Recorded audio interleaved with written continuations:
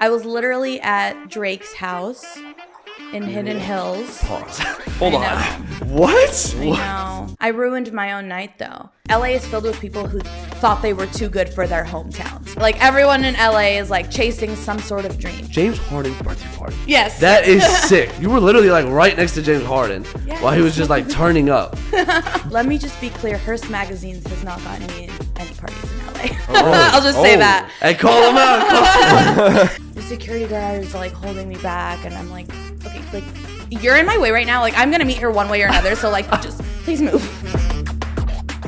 Yo, welcome back to the Heatin podcast, the hottest podcast in the game. Thank you guys so much for tuning into another episode. Make sure to hit that subscribe button, like button, follow, rate, all of that good stuff. But again, thank you for tuning into another episode.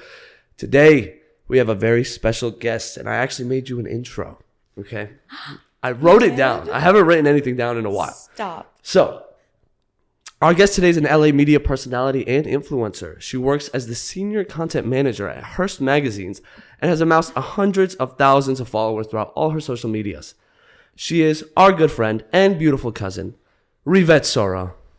Wow, that was so nice. Thank you. Thank you. Makes me sound so official. I know. I was going to say, well, you are official.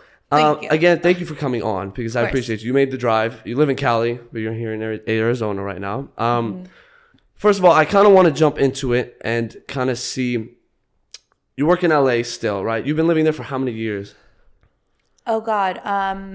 7 years, 8 years. I moved there in 2015, so. When you moved there, did you already have like an idea to do what you're doing? Or is it, okay, so you yes, kind of freeballed it. Did you? Since I was a kid, I kind of knew what I wanted to do. Yeah.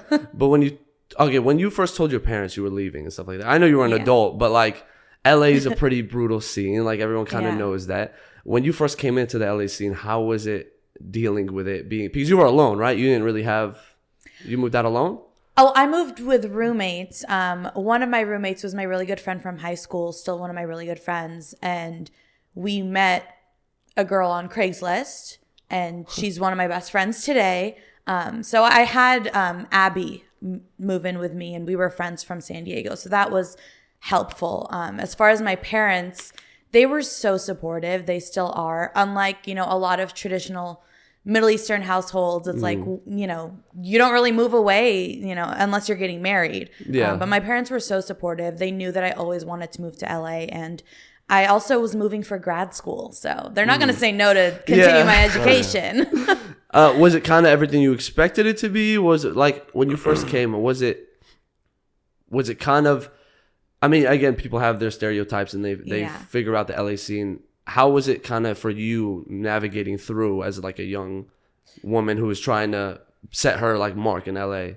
It's everything I thought it would be, but also I didn't realize it was so competitive. Yeah. In my head, I was always like the celebrity, like, girl, like, this is what I was gonna do. I didn't realize that so many other people had the same idea, and it was so competitive. I love the competition, but again, I just, silly little me, I was like, oh, I'm just gonna go and crush it.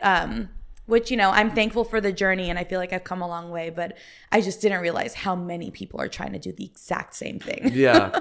So do you still see yourself, you just turned 30, okay? Yes. Which, congratulations, that's a big age. So you've lived half of your 20s in LA. Can you see yourself still living there for a good amount of time, or are you kind of on your way out of LA? Like, how does that work? Because I feel like a lot of people, like celebrity-wise, have figured out like, oh, maybe LA isn't the place to be. Yeah. But are you still planning to be in LA, live in LA, and still do your thing, or are you kind of thinking about other options? I'm still very much in love with LA. Like, every time I think about possibly leaving and like going back home, I'm like, no, like, I'm not finished here yet. Now, maybe one day, like, raising kids in LA scares me. Yeah. But I'm not at that point yet. Maybe one day I will get there. But right now, I'm still very much in it. I'm not done yet. Yeah. I guess kind of on that, your goals for 2023. Okay.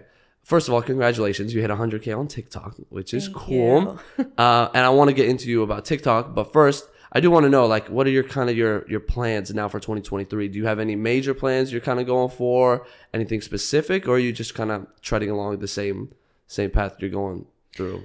Well, for this year, my goal was to hit 100K, and I really like.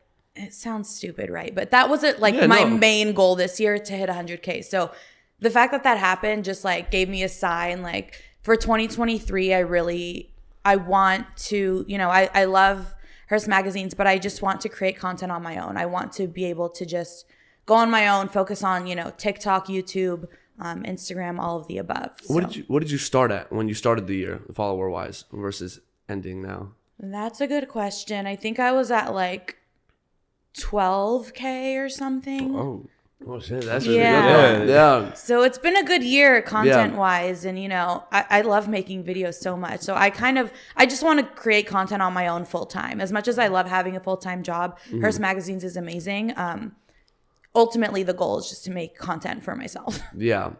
So when did you start Hearst magazines? Have you been with them for a while? I feel like you've been, because you were an on-air host for a while. Are you still technically in that position, or is it more of a media like journalist position? So I was an on-air host with AfterBuzz, and then the pandemic happened and that kind of went away. I was also hosting for an outlet called Pop Fusion, doing red carpets with them.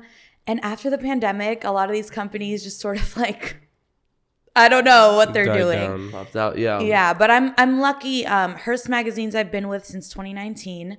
Okay. So in March or May, it'll be 4 years. I've done some on camera stuff with them, but mostly I'm behind the scenes, which I also love because that's helped me in like my personal content, because it's not, nowadays to be a host, you're not just a face. They want you to know editing. They want you to know producing. They want you to know metadata, the back end, all of it.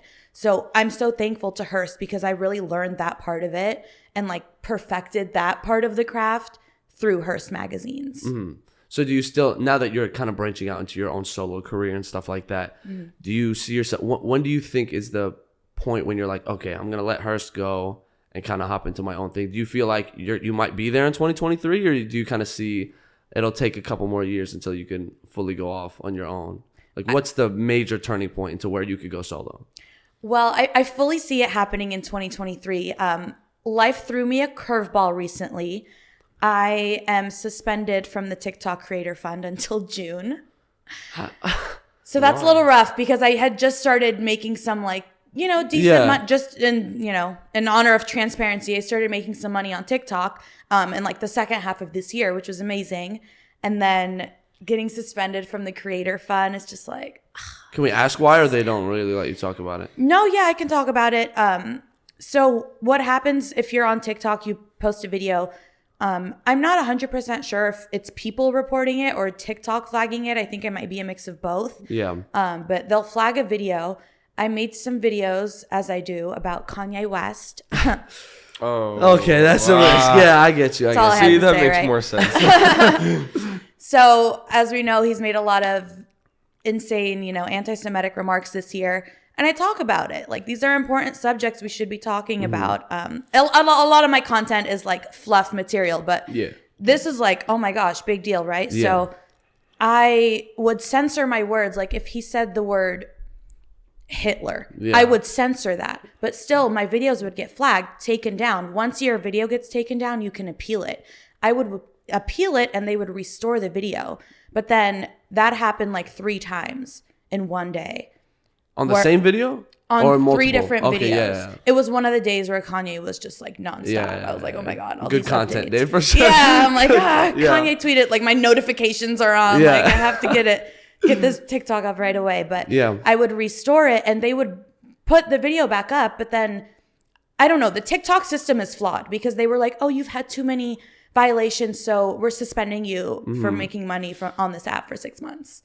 And I've appealed it. I've emailed a million people. I've reached out. I'm just sort of waiting. Yeah.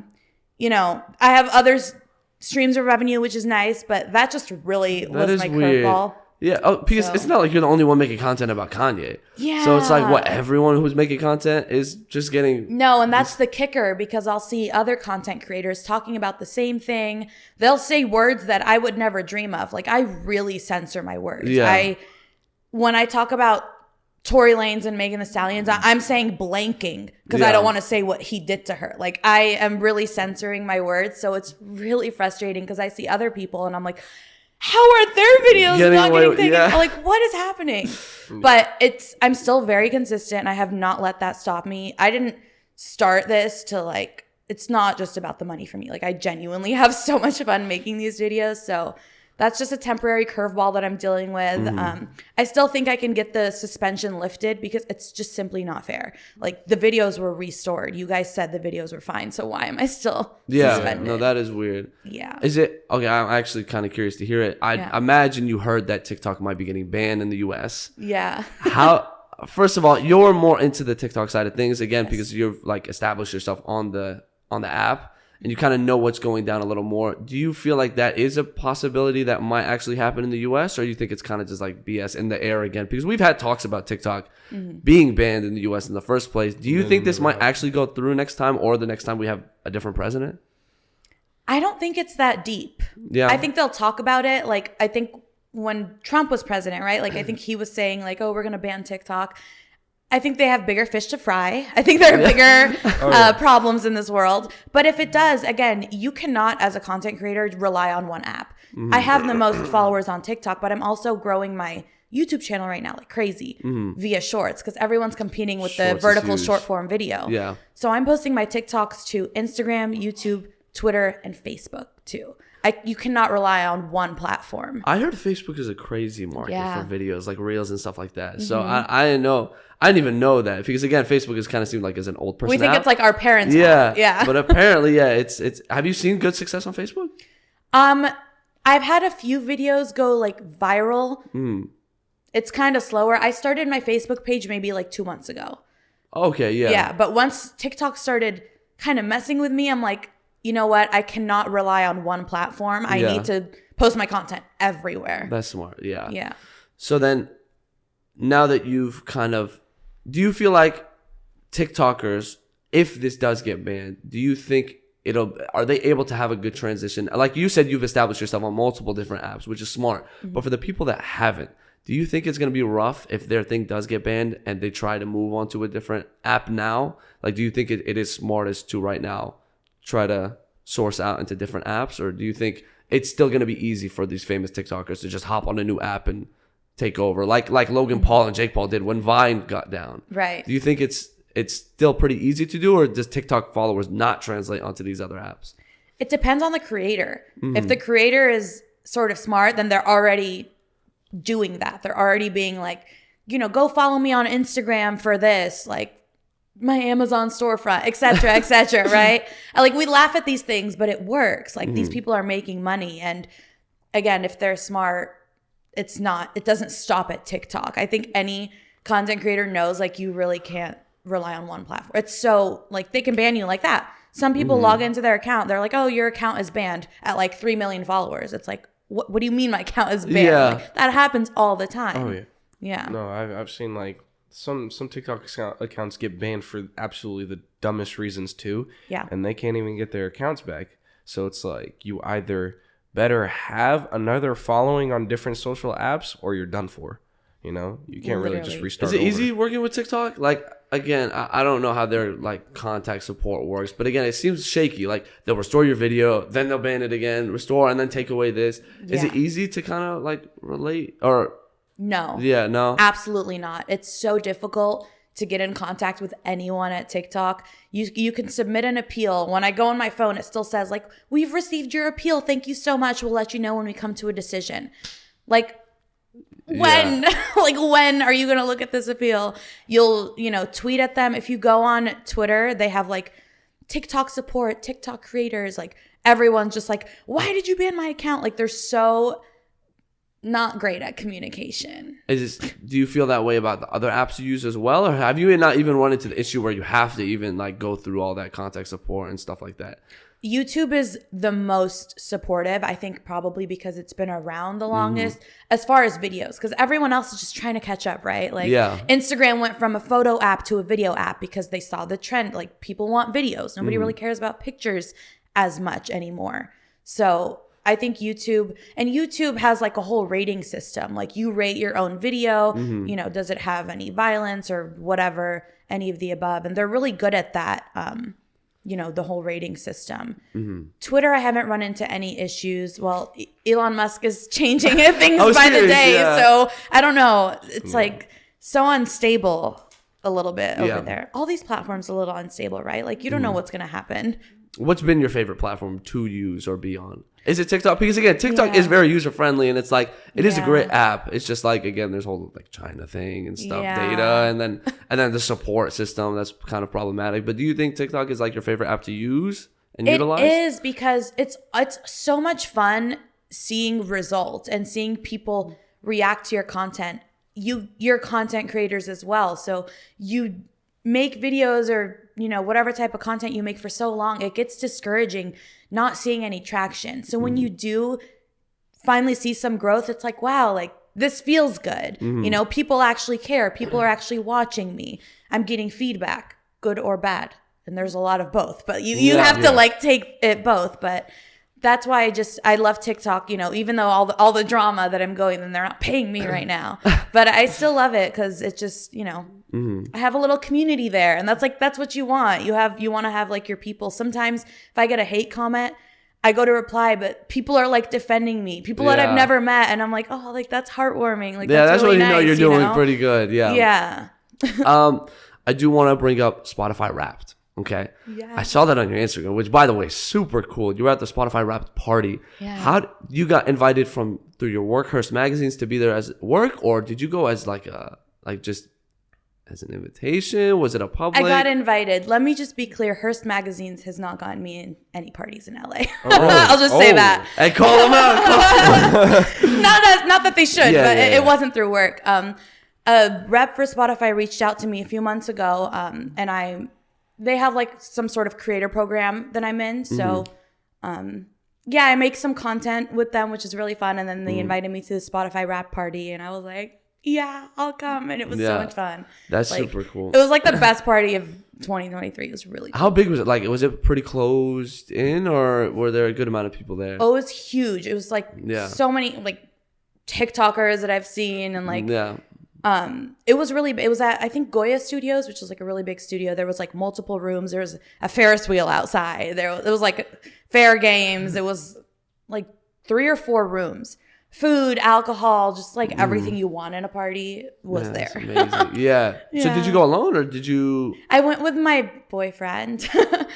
You have a boyfriend? I do. I should have guessed that, probably. Yeah. That makes sense. But I saw you met Paris Hilton. Yeah. Which is super cool. Did you meet her just randomly? You bumped into her, or was she like on like stage? Oh no, she was on stage.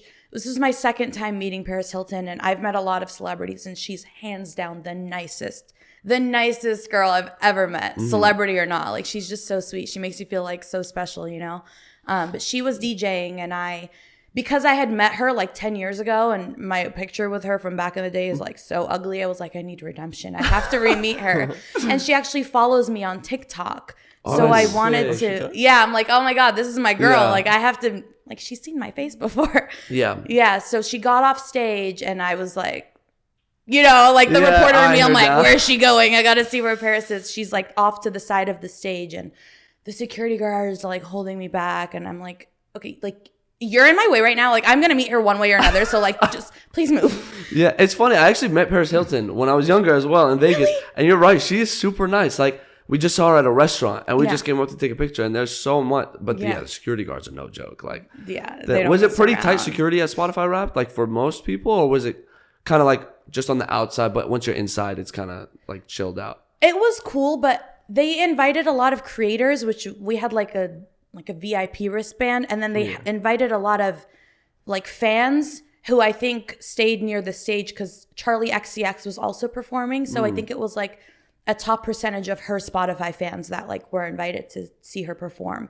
So the only security issue I dealt with was with Paris, and she was kind of standing, you know, maybe where you are, and the security guards are like in my face. I'm 5 foot tall, so I'm like, move. I reached out to her. I was like, Paris, I love you so much. Like, can I get a picture? And her husband was actually really sweet, and he was like, okay, because you asked so nicely, come over here. And I was like, oh, that's yay. so cool. Yeah. So that was really nice. Did you see any like main notable names that Spotify Wrapped? Like anyone like pretty high end or? Do you? I don't know who you're familiar yeah. with, but like Harry Jowsey from that's dope. Too Hot to Handle. Yeah. He was there with Chloe. Also Chloe Bennett?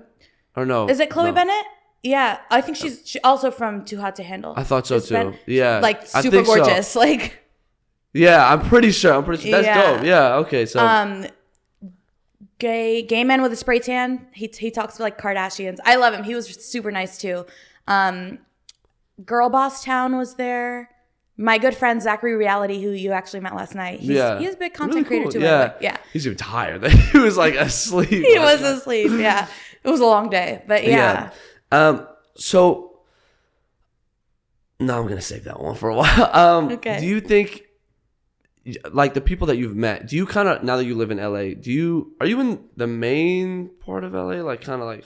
Yeah, I'm in a really good area. I'm in Westwood, so it's like down the street from Rodeo Drive in Beverly Hills. Like, do you run into like random people that you know like all the time, or is it kind of, it's not as like often as people think? Like, I don't know. I feel like people think like, oh, I'll go to LA, I'll meet this person or something like that. Yeah. And some people do, like right just on the street. You're like, what the heck? That's like just anybody. Yeah. Do you kind of get that feeling as well? Do you just run into random people, celebrities a lot, or it's actually kind of quieter? Kind of, yeah. I mean, I live in Westwood. There's like a decent amount, like my grocery store is like in Beverly Hills. You know what I mean? So I do like, I've seen Ashley Tisdale at CVS. I don't want to bother her because we're like getting medication. Like, I don't want to be like, oh my God, So I what love are you taking right Sharpay now? Evans. Yeah. But like, I've seen that, especially like I love a nice trendy restaurant. And like, whenever I go to dinner, like there's always like a housewife there or like someone. And I'm such a fangirl. So I'm always like, yay. Like, I love being like in the scene.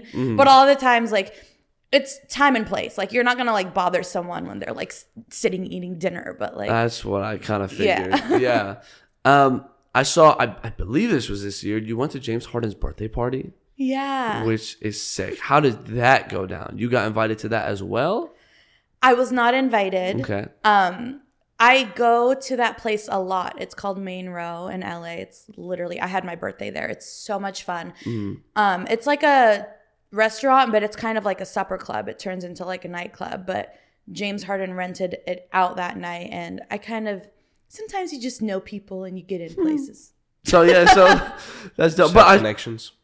Yeah. The city is all about connections, right? I mean, I was going to say, right. Yeah. Have you built a pretty good network, you'd say? I would say so, especially with TikTok. You know, it's very competitive, as I said, but my peers have been so supportive.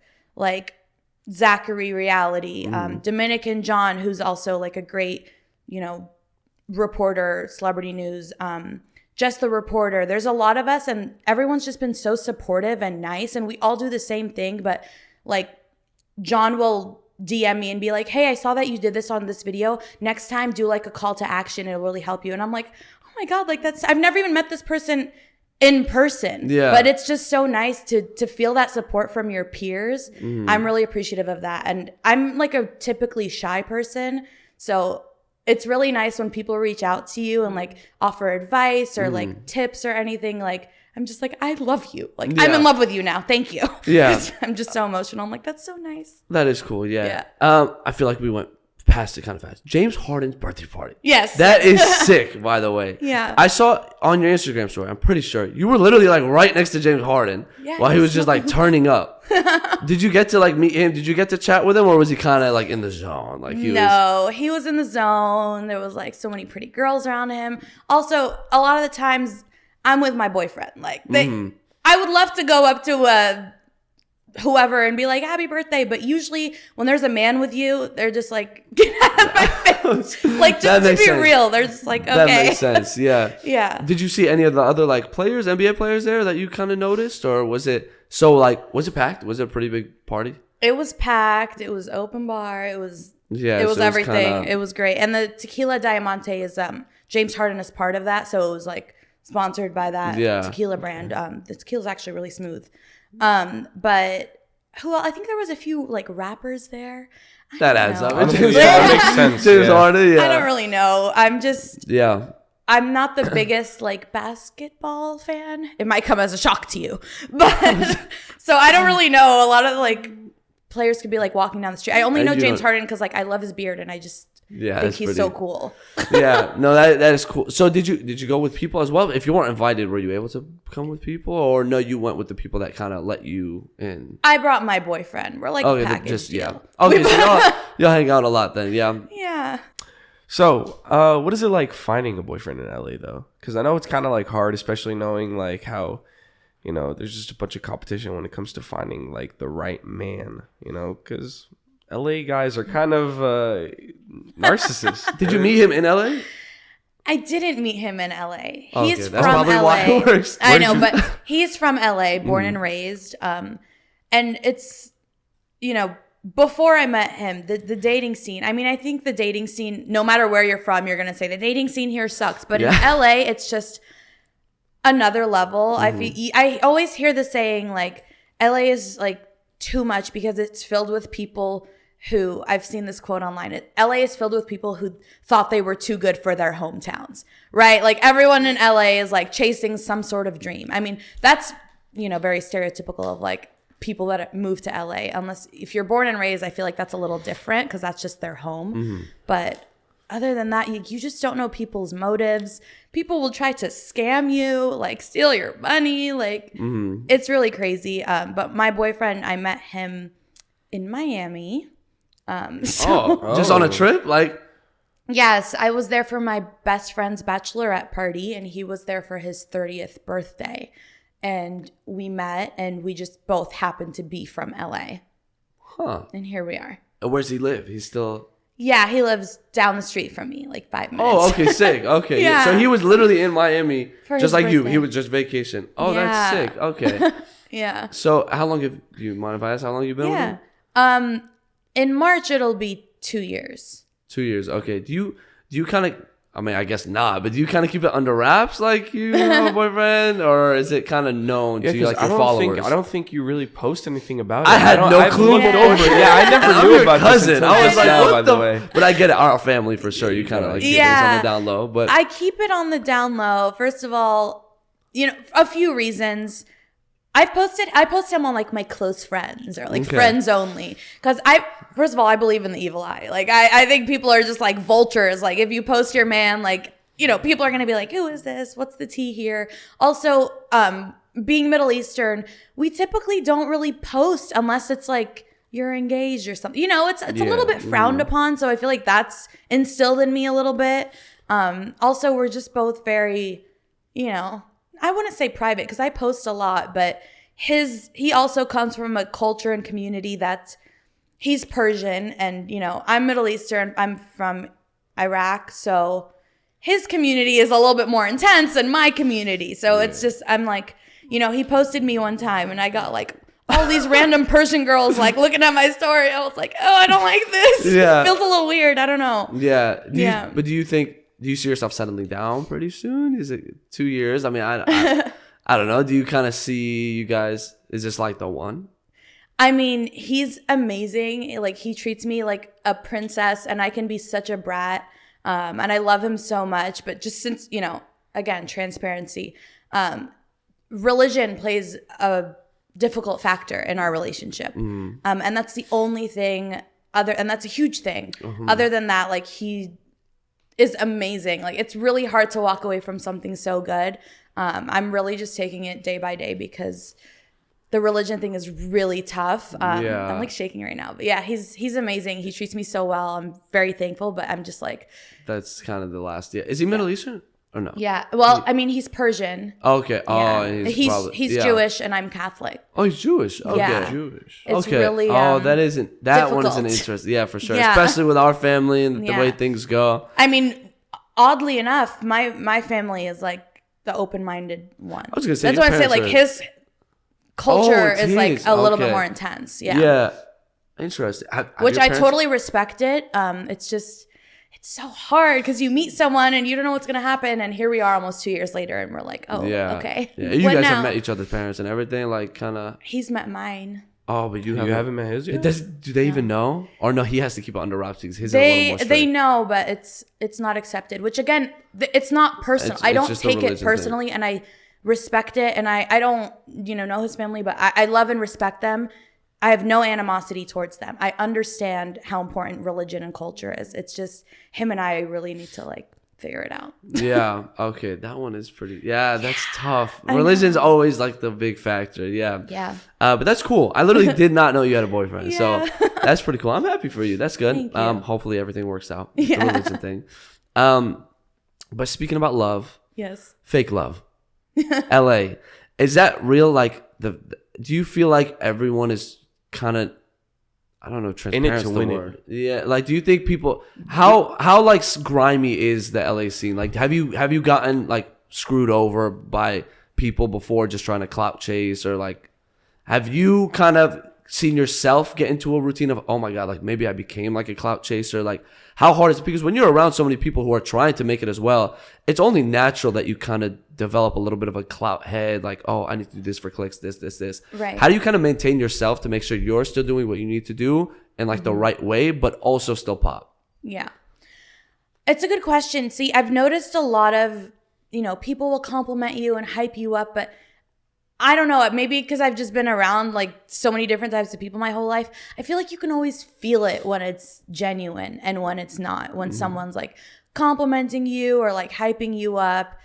Like sometimes someone will, compliment you or say something and you're just like, I don't know. There's an undertone to it of like, I hate the word, like jealousy or like animosity. And that's human nature, right? If you see someone doing something that you're doing, but they're like succeeding or like getting to their goals a lot faster, it's natural to be like, damn it, like I want that too. Yeah. Like I work as hard, I create amazing content, like I want to get to that point too.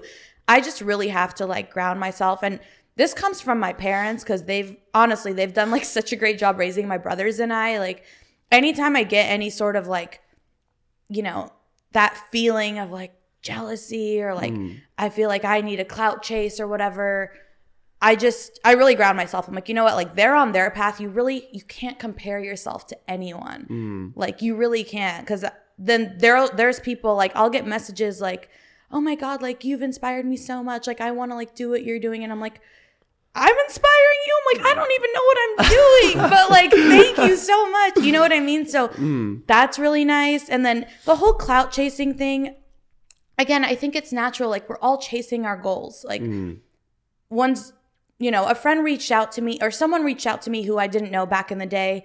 And a little bit, I'm like, oh, are they, because they wanted to like meet up. Like, oh, let's go get lunch. Like, let's meet each other. I met them like online. I'm just like, oh, are they like just trying to like get videos or get content? Now they're like one of my great friends. You know what I mean? So sometimes you think people are just like clout chasing or whatever, but naturally, if we're both content creators and I'm reaching out to you because I want to make content, maybe I'm thinking, oh, you know what? He has a lot of followers. So maybe if we're seen together or we create content together, I can get those followers. But also it's like, if we're doing the same thing, we have the same hobbies, we're in the same industry, naturally, we're probably going to get along well. You know what I mean? Yeah. As long as there's no ulterior motives or as long as we're not shady or there's really something like I'm trying to tear you down. But if it's like a mutually beneficial thing where it's like we hang out, we get along, and like why not make some content out of it and we can both thrive.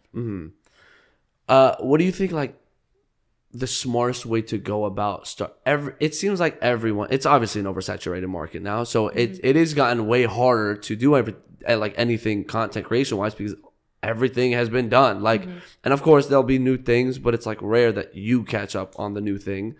How do you kind of go about if you were starting your like LA journey, your social media journey now, what do you think is like the smartest way to go about it for like people who maybe do look up to you and they're like, oh, I do want to start this?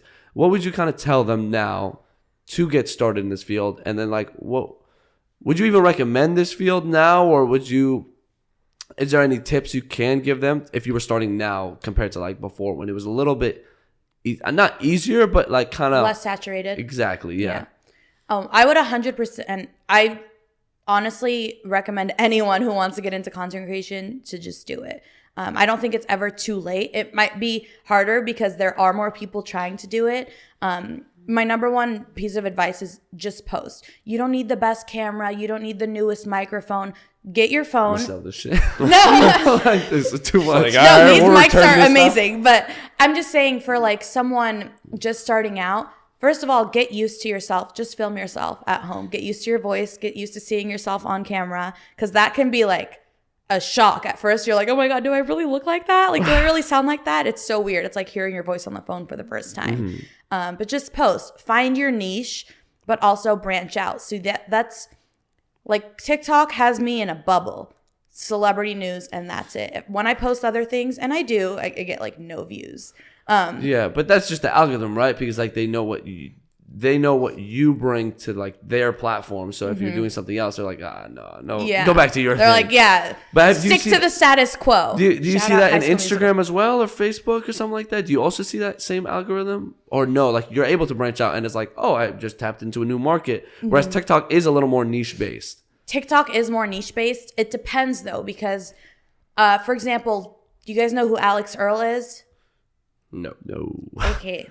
Well, she's We'll like do our research after. she's like the it girl on TikTok right now. Oh, She okay. got popular doing Get Ready With Me videos, which just popped off.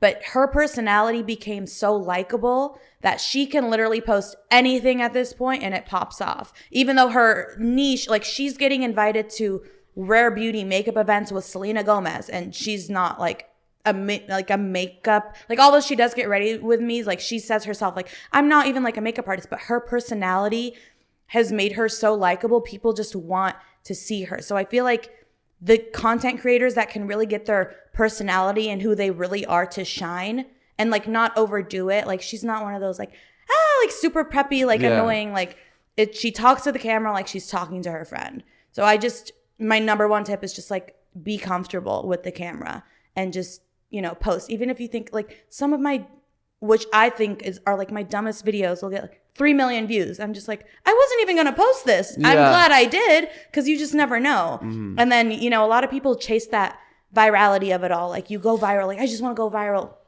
It's better to have that consistent views than going viral once. Because if you go viral once, then like that's what you're known for. If you go viral for jumping out of a window and landing on your feet, people are going to want to see you do daredevil type of things, right? So that kind of sometimes places you in a niche too, because your followers are like, do something cool, man. Like that's what we're here for. Like, but yeah, if you go viral once, it'll happen again, because it's easy to get discouraged, right? Like you'll get a 3 million view video, and then the rest of the next 6 videos, you're getting like 200 views. You're like, what happened? Yeah. It's so easy to get discouraged, but my advice is to just keep going, keep posting. Even if you think it's so dumb, someone will like it. And if you're lucky, millions of people will like it. That's a good point. I think you're right. Yeah, I've kind of noticed that as well. Yeah, I'll hold some stuff. I'm like, this doesn't make sense to post. I don't like this. But then I guess you do got to realize, like, just because you don't like it, someone will like it. Yeah. And it's like, yeah, you're right. Like, the dumbest stuff does. I'm curious to hear your take on, like, the saying, like, any publicity is good publicity. Do you feel that way, or do you kind of, like, because you've had, like, viral videos and stuff like that. Have you had any, like, kind of bad publicity like stunts or anything that you went through? You're like, oh shit, maybe I shouldn't have done that. Maybe why did I post that? Stuff like that. Other than maybe the Kanye stuff with the payments. What have you gone through anything like that? Well, honestly, one of the main moments that comes to mind was another Kanye video, which I had to turn off my stitches and duets for some videos because people will stitch me and like call me a dumb bee, and it hurts your feelings. You're just like, oh my God. It was a video. In hindsight, maybe I shouldn't have made the video. But also at the same time, again, I don't know if you're on the same side of TikTok as I am, but Kim and Kanye have a daughter, have several kids. One of them is Northwest, and she has her own TikTok account. And a lot of people will make TikToks like, because her comments are off. Because she's a child, I'm sure they don't want any crazy comments. People will make videos talking about Northwest's TikToks. Like, oh my God, like, it's so funny, or she's so unhinged. Like, her TikToks are funny, right? I made a TikTok about Northwest. She was shopping with Kanye. There was a picture. On her shirt was a cross as well as the Star of David, which it was a TMZ headline. I got that story from TMZ. So I was like, oh, this is interesting because it was in the midst of all of Kanye's anti-Semitic messages. So I'm like, oh, this is really interesting. His daughter is wearing a shirt with a cross and a Star of David on it. This was like a month ago. To this day, I'm getting like comments on comments. I'm not getting stitches, but I was thinking of turning off the comments, but I don't like doing that because, you know, I posted it. So feel free to share your opinion, even if you're calling me really mean names. But people are like, why are you posting about this? It's a dad and her daughter, or a dad and his daughter going shopping. Like, why is this news? Like, she's a kid. Like, let her live. In my defense, it wasn't about Kanye's going shopping with his daughter. It's about the shirt that she's wearing that is, it's controversial. Yeah. For you to put your kid in that shirt in the midst of all your crazy tweets right now. Like, it was a big story, but I'm still getting so much hate for this one video. I've considered taking it down, but again, I'm like, you know what? I need to stand by it. I took it, I posted it, and you know, it could be a lesson learned for me, especially like when talking about kids. I'm like, you have to be very careful. Like, this is a kid. They probably shouldn't be in the news. But again, it wasn't that she was going shopping with her dad. It was the shirt that. Yeah. Did that video do well though? Like, unfortunately, yes. Okay, so if you could go back right now, you said you thought about turning off comments, you thought about taking it down. If you could go back right now, would you still post it or no? You'd probably be like, no, the views weren't worth it. To be honest, I would post it. I maybe would word it differently. Okay. Because in the video, I said, oh, like they were shopping together. I could have left that part out because that's what they held on to. You'll say one word and the comments will hold you to that word to the death. I'm like, I shouldn't have even mentioned they were going shopping. That was just part of the, like, this is what they were doing when she was wearing this. You know, like I just probably would word it different because I still stand by it. I think that's a big statement to put your child in a shirt with a cross and a star. Like, what does that mean? Like, what is the message that you're trying to relay here? You know what I mean? Like, I'm Catholic and you know, my boyfriend's Jewish, so I'm very much like in this. You know what I mean? Exactly. I see like all these perspectives and opinions and different sides. So I'm just like, I want to like, it's an open conversation. And you knew the paparazzi was there. You knew your daughter was wearing that shirt. You want it to be seen. Yeah. So I'm just like, I don't know. But also you asked if all publicity is good publicity. For some people, I think that works. Kanye West, Kim Kardashian, these types of people. For me, no. I am sensitive. Yeah. I you know. Do you think if you are like a smaller creator, you should focus on just getting like the right way of doing things? Because again, when you're a small creator, if you're getting hate, it's pretty easy to like, oh, you're done. Like you're done. Like you're nobody now. We're gonna push you to being that. Yeah. When you're a bigger celebrity, you can kind of get away with doing these things because again, you already have like a cult following. Right. So it's easier to get away with these things. But as a smaller creator, do you think it is important to focus? Like all publicity is not always good publicity. So is it smarter to focus on that like maybe cleaner route, smarter route, or do you still think you know what you could like the Island Boys? You know the Island Boys? Yes. They're like, everyone clowns them online, but they've amassed millions of followers through this. But do you think that's like a good route of doing? I mean, I guess to each their own, right? Yeah. But I mean, based on what you've seen and what you've been through, do you advise that route of going through like the bad publicity route just to get clicks? If you can handle it, go for it. Yeah. I know myself. I know I'm sensitive. I'm like a delicate little flower. Like I see...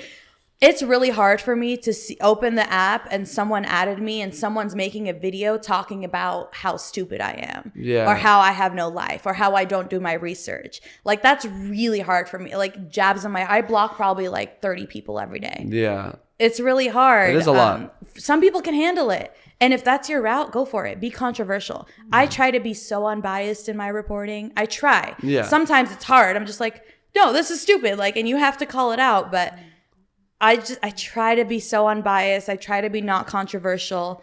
But sometimes, you know, even if you're trying your best, you're going to piss someone off. And that comes with the territory. Yeah. I'm not like complaining about it. It just is what it is. It's also toughened me up a lot.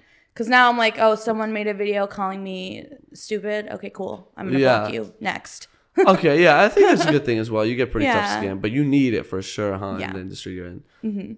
On a day when there's not really much going on, what do you like to post about then?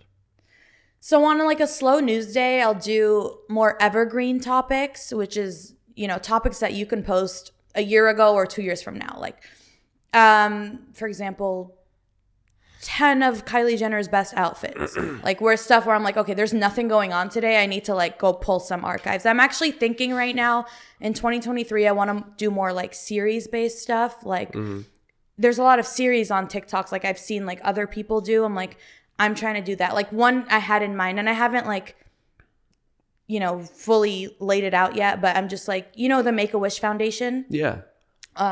A lot of people, like sick kids, will have Make-A-Wish. I wish to meet, rest in peace, like Kobe Bryant, for example, because I have a cousin. I don't know if you know him, but he was like sick back in the day, and his Make-A-Wish was to meet Kobe Bryant, and he did, and that was like a core memory for him. And I wanted to start a series of like, you know, celebrities who have made Make-A-Wish dreams come true. Because a lot of the content that goes viral that I do, unfortunately, is very negative. Yeah. Controversial, and it like puts you in a dark place a little bit. And so I'm trying to think of like series that will shine more of like a positive light, like, oh, people doing good things. So that was like something I thought of, but yeah.